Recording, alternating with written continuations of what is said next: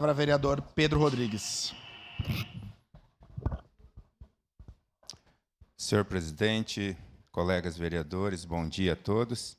Quero parabenizar a vereadora Rose pela frente, dizer que sou parceiro, estamos juntos, né? Votarei sim no momento oportuno e estarei somando energia, força para que a gente possa conseguir trazer então para Caxias do Sul, que será para todos uma grande conquista.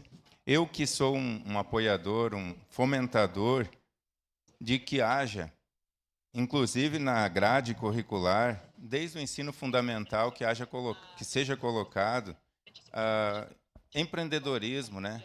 Desde muito jovem, nossas crianças aprendam empreendedorismo e também educação financeira. Então, eu sou um apoiador da educação, eu luto por isso. Nós que protocolamos aqui também à frente do automobilismo, né?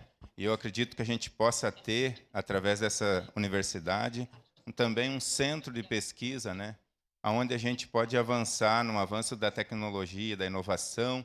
Já que se fala de automobilismo, não se fala só em esporte a motor, mas é um dos objetivos. Quero me somar a outros colegas vereadores que já estão trabalhando nesse projeto aqui. E a gente sabe que Caxias do Sul, hoje, 70% gira em torno do automobilismo. Eu, que desde os meus 12 anos trabalho dentro de oficina mecânica, a gente sabe o quanto influi.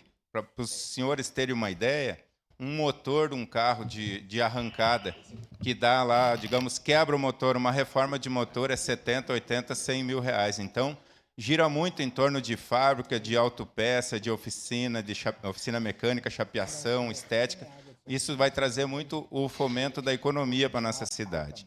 Então, parabéns, vereadora Rose, e pode contar com esse vereador. Obrigado, presidente. Obrigado, vereador Pedro.